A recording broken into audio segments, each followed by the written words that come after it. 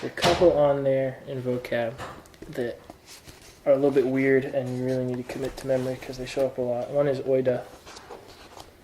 Yeah, that one I got. Okay, good. And then laleo. You'll see that one a lot. Enzeteo, second one. You'll see quite a bit also. Okay.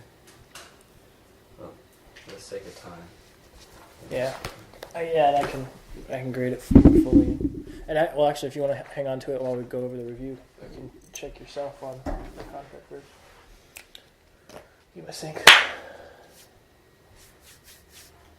All right.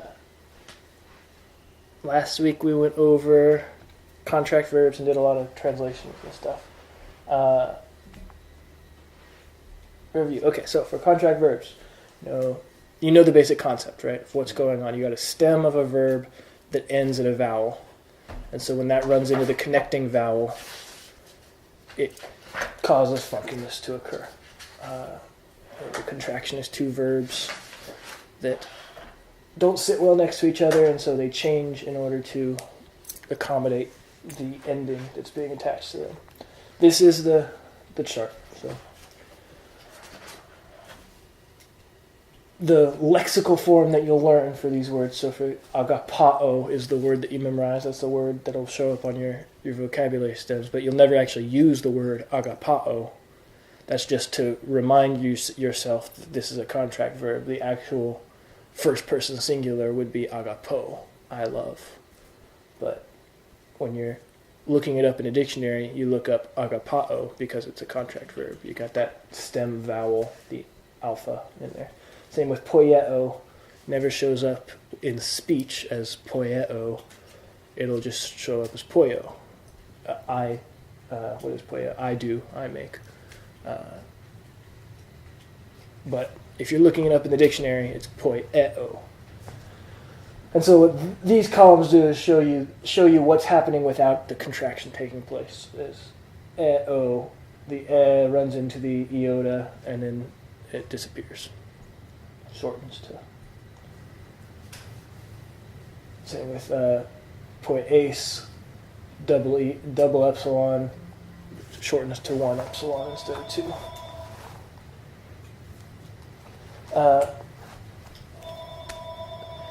Like I said, it's more necessary to be able to recognize them than to be able to produce them.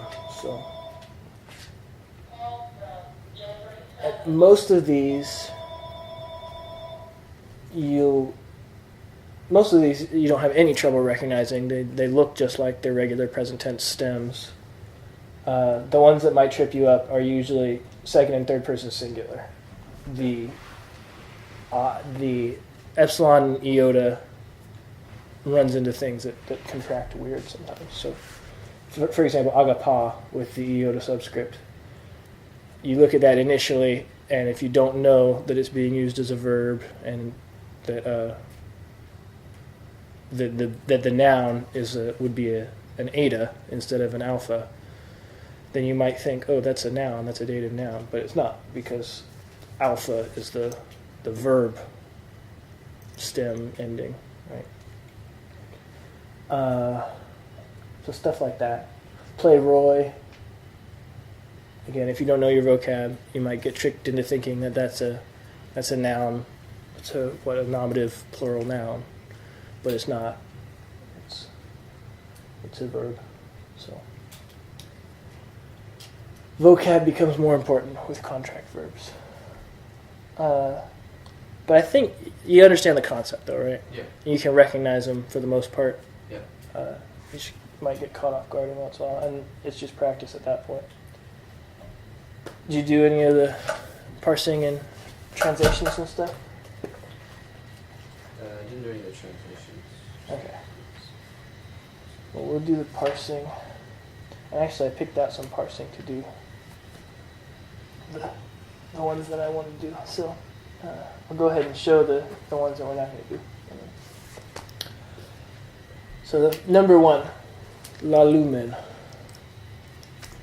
Parse it for me.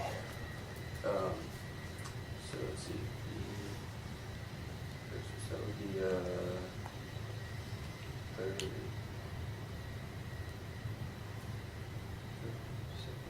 Second person. Wait, no, it's on top. That's first person. First person. First person, plural. Plural. What is it?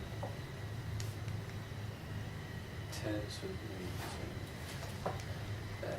So your example tenses would be present, imperfect, aorist, perfect. The only one we've learned so far is Present. present. So present, and then it's indicative. Indicative mood. And we've only learned one voice so far. No, I've only learned one. And if you look at the ones that are already Active. active, there you go. Yeah, present, active, indicative. So after this week, it'll get tougher because we're going to learn a second voice today, middle and passive. So you got to be able to recognize the difference between active and middle voice.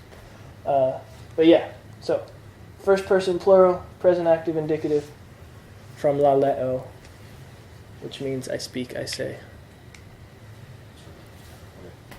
The contraction there, the men, whereas if this weren't a contract verb, it would be men, right? But you still recognize the men ending. Yeah. That's first person plural. What about tero, number 3? First singular, present, active, indicative. First person singular, present, active, indicative, from?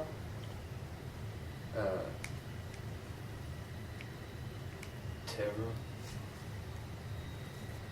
It's a contract verb. So you know you got some vowel in there before the O, right? Okay, That's where you'd have to... You know how to use the glossary too, right? you know how to what? The glossary in your book. So you got the vocab list at the end of every chapter. But you also have, at the very back of the book, a whole bunch of different helpful things. But one of the helpful things is a glossary. It's a dictionary. It starts on 390 something. 394. That's your dictionary. So any word that you come across in any of these exercises or anything, you can look it up. Oh, nice. And it's good to get handy with a dictionary because as English speakers, we're always going to have to be going to a dictionary for some words. But if you go over to Tao, which is on page 412, and then you find Tero, you see the circumflex over the omega, so you know, okay, wait a second, that's probably a contract verb. So ter, that's where you start with. And you see Tau, Eta, Rho, and Yeah. so what's the word?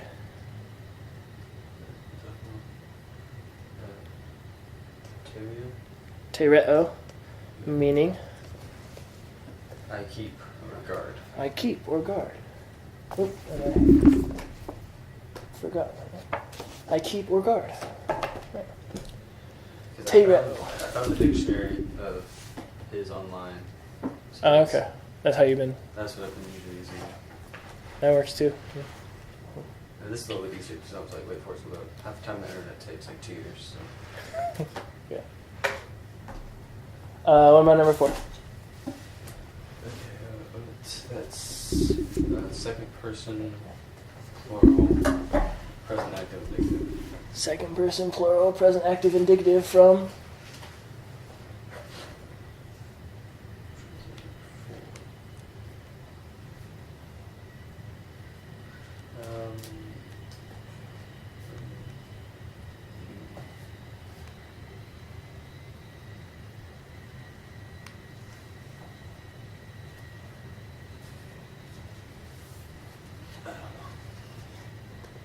Playrao, which means I fill, I complete.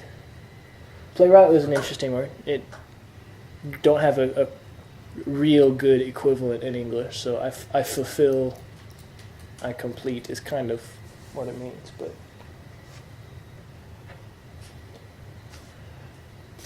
all right. What about number 6? I got pa. That is.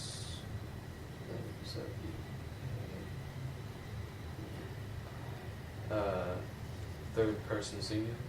Third person singular, nice. And then present active indicative. Present active indicative from? Agape. Agape is the noun. So the noun is love, right? What would be the verb form of it? Agapeo. Agapao, yeah. Good. Which means I love. That's another one of my pet peeves, by the way. When people talk about the different kinds of love, they'll usually talk about agape, they'll use the noun, and then they'll talk about phileo, which is the verb. So there's philos and agape, those are both nouns, and then there's phileo and agapao, which are both verbs. So which one are you doing? Then a lot of people say agape love. It's kind of redundant because it's the same word, yeah. It's kind of like saying the Sahara Desert. Sahara means desert. It means desert, yeah. Play Roy.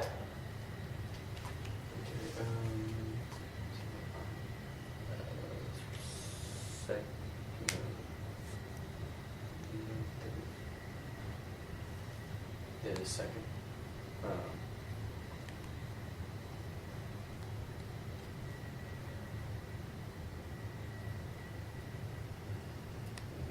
No, the S is the second. So third person. Singular. Third person singular. Present active indicative. Present active indicative from. We just had this one. Play.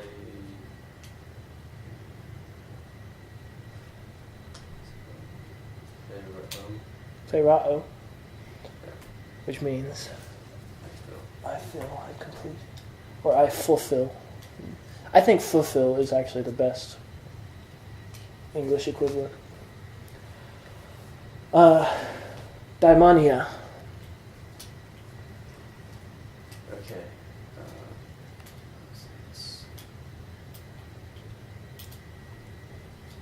Looks like. So is that first person plural? Or is that a tricky one? I think that's a good guess. First you gotta ask yourself, what is the word? What does it mean?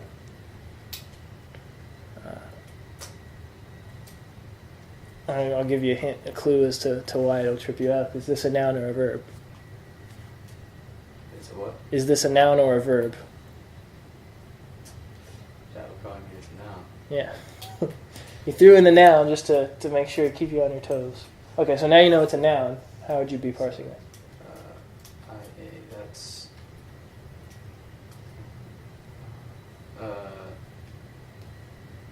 nominative feminine plural. That's nominative at the top, right? Nominative is a good guess. Oh wait, no, that's IA, not AI. But if it's noun, it's gonna be nominative. And it just follows. So think through your ha he ta. Which endings could possibly end with an alpha? Feminine nominative singular. Feminine nominative singular if it's an alpha pattern. What else?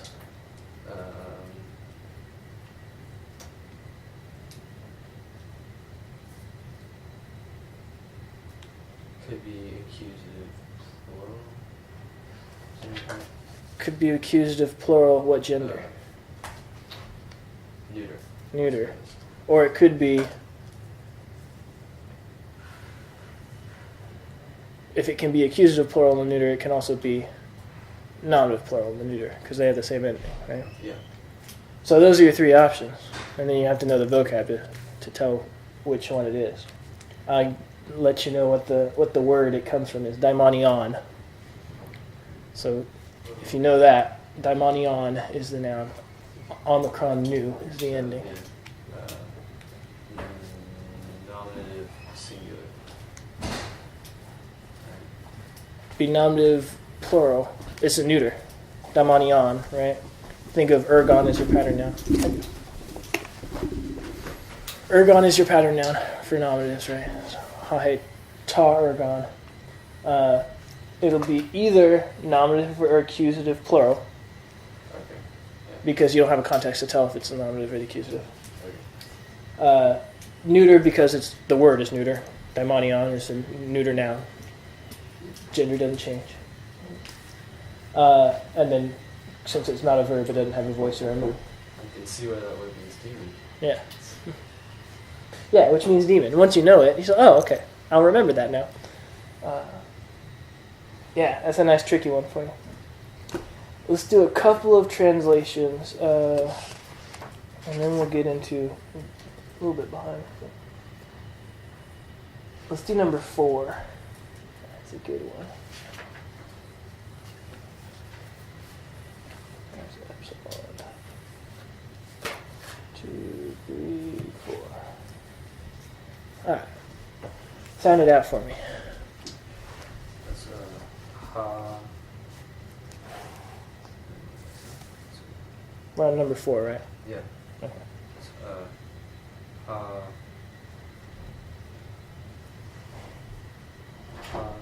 Te. Ha. Oh, wait. 2. Number 4. Track 1. That would be why. Okay. That would. So I guess I could kind of see how that, if you don't know anything, it might guess that it's hot dog, but I thought you were better than that. Page 176. And I could have sworn I wrote something down. And I was like, well, I guess I didn't write anything down for the other one. Yeah, there we go. There's writing. Okay. Okay. So number 4, sound it out for me. Ooh. And then gar. Ugar, Oidasin. oidasin, T. t,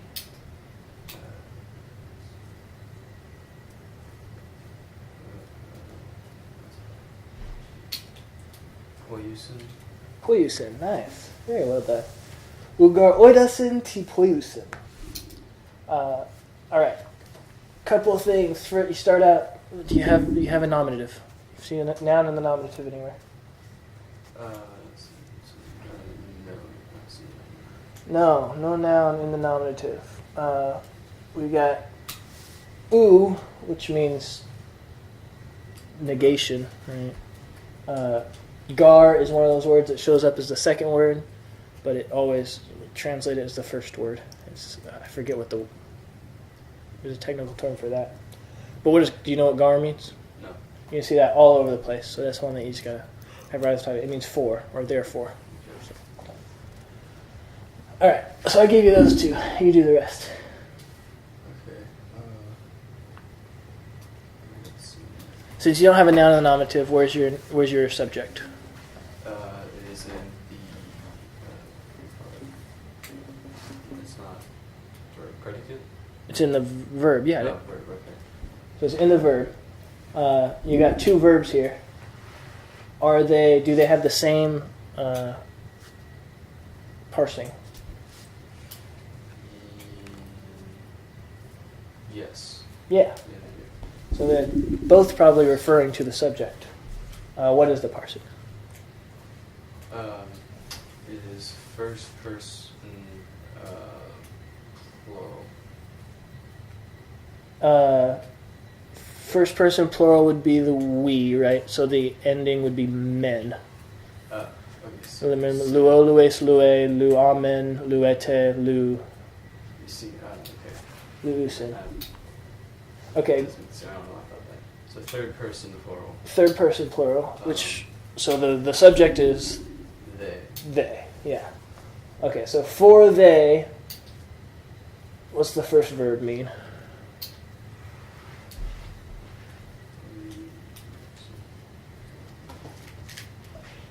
You had it in you said you got it in the test, right? To know. There you go. Oh, okay. So they know. Yeah, for they know, but what does the oo tell you? It's don't. So they don't know. So they don't know. He tells you what T means. What? And then poiusin. What is... So they don't know what they know.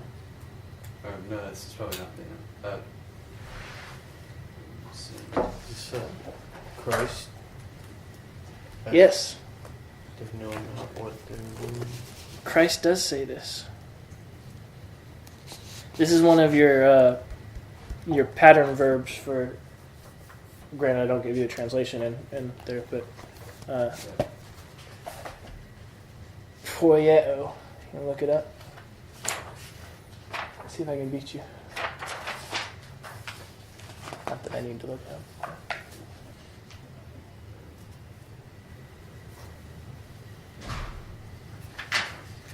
Wow, that's a lot of words. It's on page 410. Yeah. I found.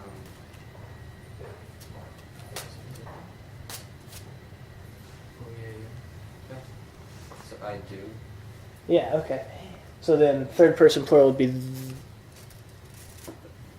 They do. they do, right? All right, so for they don't know what they do. they do. Okay. It's Christ's words, right? Forgive them for they don't know what they do. Okay. Let's do one more, and then we'll get into the new material, because we're going to be booking it through the new material. Let's do number 8.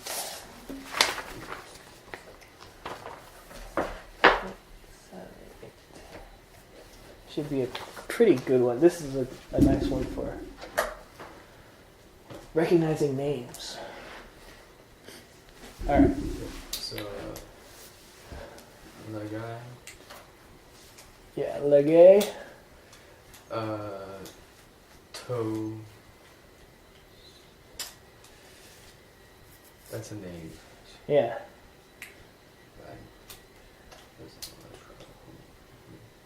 Simoni.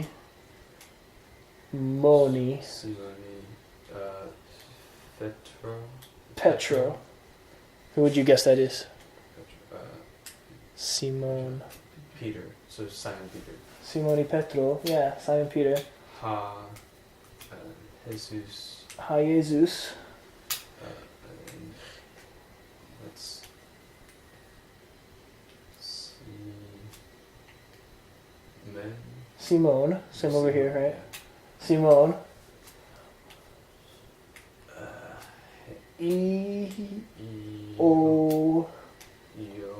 Anu.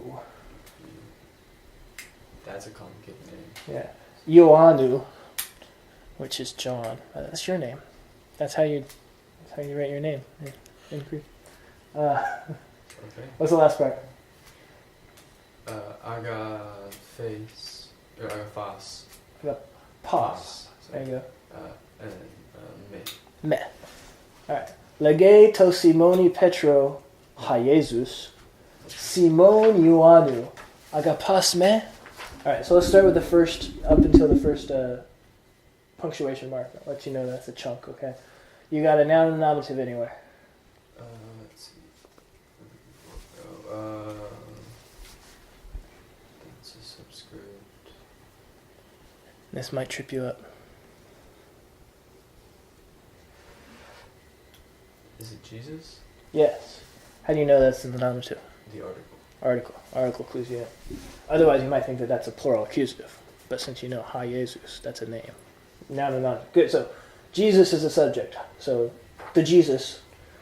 Lege to Simoni Petro. What's the verb? Lego, which means I speak. I speak. I say. Yeah. Parse it for me. So E-I. That's.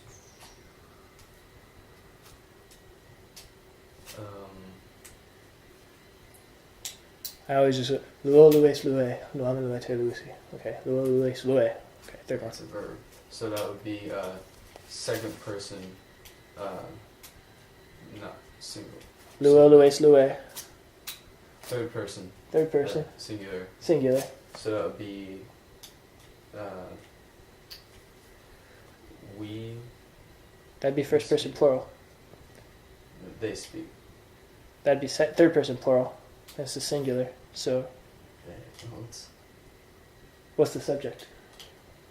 Jesus. Jesus. So it'd be Jesus speaks. Yeah. So this would be third person singular would be he speaks. But since he tells you who the he is with the nominative Jesus, you don't say he. You just say Jesus speaks. You want to be really wooden. You say Jesus he speaks. But we don't do that. Yeah. All right. So yeah, Jesus speaks. So it's to, which is the. Good. Parse the article for me. That is, so it's dative, either, it's a singular. Dative singular. Good.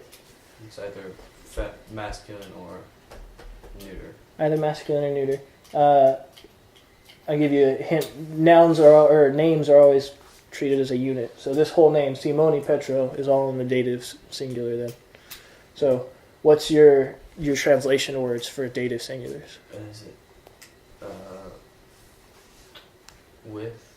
With or to or in. And dative's one of those really loose ones. Probably be two. Probably be two, yeah. So, Ha Jesus lege to Simone Petro. What does that mean? Jesus speaks to Simon Peter. Jesus speaks to Simon Peter. Good. Jesus says to him. All right. What does he say?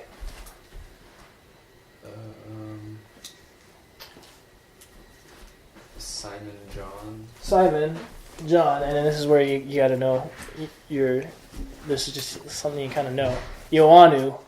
All right. If you had to guess at parsing that, what would you guess that it is based on that ending? Ooh.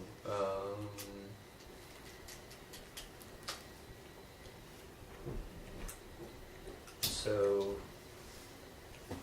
genitive masculine. Genitive masculine, singular. Yeah. Yeah. Simon of John. That's how you would say Simon, son of John. Simon from John. Yeah. Come from his house. So yeah, Simon, son of John. Agapas me. So that's I follow the alpha pattern.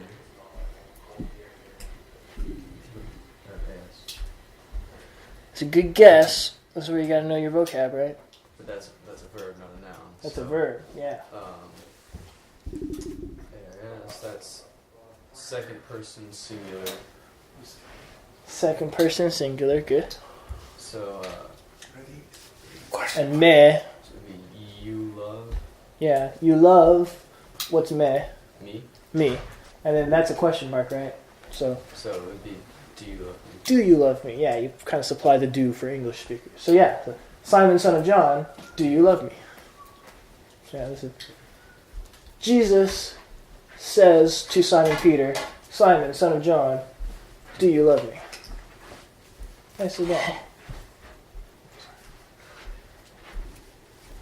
Lots of little stuff going on in there. All right, we're going to fly through the new material because it's really easy. Since you already understand all this. Voices in English. We went over active. That's the only one we've dealt with so far, right? Yeah. The subject is the one doing the verb. All right. Example of this would be Bill hits the ball. Bill is the subject. He's doing the verb. Hits. The ball is receiving the action. So we're doing passive then. Passive is Bill is hit by the ball. Subject receives the action of the verb. Usually, you see the word by. You expect that prepositional phrase, by the something, in there in English. That's just how we do it. In Greek, they do it by changing the ending. Wait. Throw a different ending on there. Wait. Are those like carrot cake? They're spice. Pumpkin spice. Are you looking out for me? Yeah, I didn't This know if carrot I cake usually tasted. has- Yeah. Yeah, I got you. Nah, she made those. Made these the other week. Passive meaning is the same, right? So by the subject receives the action of the verb. Middle meaning is something in between. And the go-to example I have of this is the verb dress. Right? Something that the subject is the one receiving his own action. He dresses himself. It has kind of that connotation of something that you do to yourself. We don't really have a great way of expressing this in English. So middle is confusing a lot of times for English speakers. It doesn't come up too often, though. Like if somebody kills himself, then you would see. Yeah, suicide would you usually express in the middle voice. Yeah, good example. The good news, though, is that in the present tense, at least, so the only tense we've dealt with so far, middle and passive verbs are formed the same way. They have the same endings. So you just use context to determine if it's middle or if it's passive. And so most of the time, you just look at it and say it's passive, and then if it seems like it makes sense that it'd be middle based on the verb, then you say, yeah, okay, sure, middle. The endings are these. So this is another one where just like luo, lues, lue, luam, luete, luisi, you just got to be able to roll it off your tongue. Same with this one. And this is my saitai, methasteantai. I just learned it all as one big word, and then I remember where they stop. So my saitai, methasteantai. I'm going to put it onto the luo stem so you can see it on an actual verb. Luamai, lue, luetai. Luametha, lueste, luantai. Look at the second person and tell me what you saw that was weird between those. There's an iota subscript. Yeah. The ending is technically psi, and you're going to want to remember that for future use. But in the present tense, it always contracts into lue. And the way that goes down is this, the intervocalic sigma.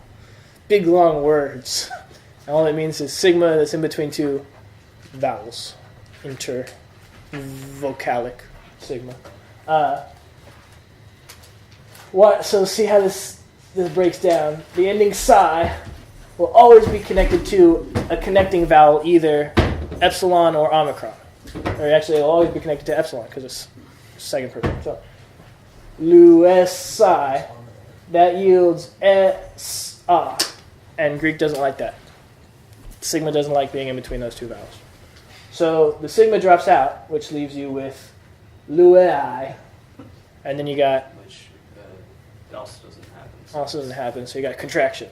So then luei contracts to eta, lue, and then the iota subscripts because it doesn't like hanging out there at the end. So all of that going on yields lue as your pattern verb. The good news is, if you just memorize this, my a tai, all of your second person endings, second person middle passive endings all end in a with an iota subscript. So that's luama, lue, luetai, luametha, lueste, luantai. And that's your middle passive ending. So when you start parsing now, you'll have to, when you get to the tense column, you have to ask yourself, is this present tense or is this middle passive? Or excuse me, scratch that. When you get to the voice column, you have to say, is this active voice or is it middle passive? Still be present tense because that's all we've learned so far. And for second person, the clue to that would be mostly the iota subscript on the... Yeah. I mean, if it wasn't already obvious. Yeah, exactly. So, I don't know if this will help you, but for some reason, I think of Mormons and Methodists. So, my a tie, I think of Mormons wearing their go-to tie, right? My a tie, and then Methos they untie. Methodists always untie their ties and throw it away. They're all loose and so I don't know if that helps you. That's how I remembered it originally. My a tie and Methos they untie. Just trying to imagine the thought process. Saying it over and over again eventually made me think of it. Couple last minute things. Deponent verbs. Again, something that can be very confusing, and it doesn't have to be. Just remember this definition. Verbs that have middle passive form, but active meaning. So they look like the middle passive, but they're not. They're active. And those you memorize by vocab. If they show up in your vocab as if they end in my in your vocab, that lets you know, oh, this is deponent verb. So erikamai is a crazy verb that causes every student of Greek grief because it shows up in so many different ways. But erikamai means I come, I go. It does not mean I come by or I go by. Okay. Or I was come by. It just doesn't. It's got an active meaning, even though it looks passive. And the way you know deponent verbs is vocab. You memorize it in your vocab. Okay. more things to layer on. Contract verbs obviously still happen in the middle passive, just like they do in the present. They follow the same rules, though. So if you remember the rules, the thing, and again, they're easy to recognize. If you look, my, tie, metha, ste, untie, even though you might not know exactly what's going on in the contraction right before that, in the oo and the a, the oo, you can still figure it out.